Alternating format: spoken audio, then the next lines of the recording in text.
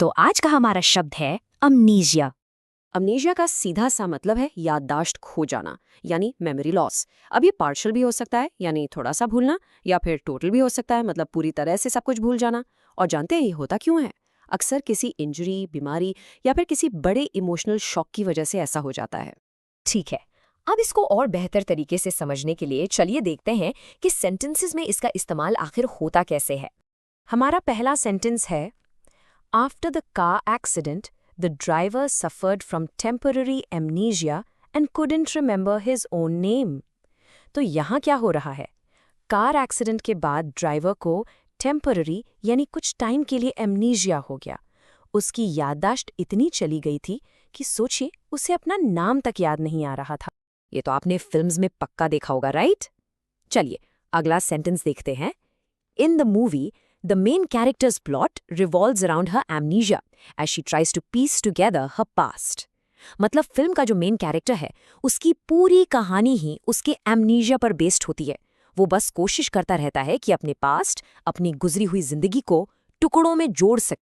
और ये देखिए, ये काफी इंटरेस्टिंग है। सेंटेंस है, the trauma of the event caused a form of psychological amnesia blocking out the painful memories. इसका मतलब है कि कभी कभी कोई हादसा इतना बुरा होता है, इतना ट्रॉमेटिक, कि हमारा दिमाग खुद को प्रोटेक्ट करने के लिए उन दर्द भरी यादों को ब्लॉक ही कर देता है। ये एक तरह का डिफेंस मैकेनिज्म है। तो आइए अब देखते हैं कि रियल वर्ल्ड कॉन्टेक्स्ट में इसका क्या मतलब हो सकता है। इसका एक गहरा मीनिंग समझते हैं। यहाँ एक बहुत ही पावरफुल कोट है, amnesia is not just about forgetting the past, it is about losing the narrative of who you are. ये लाइन बहुत गहरी है।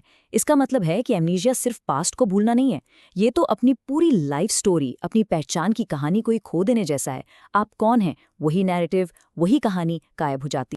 चलिए अब अपनी वोकैबुलरी को थोड़ा और बढ़ाते हैं। देखते हैं अमनीजिया के कुछ सिनोनिम्स यानी सेम मीनिंग वाले वर्ड्स और एंटोनिम्स यानी ऑपोजिट वर्ड्स।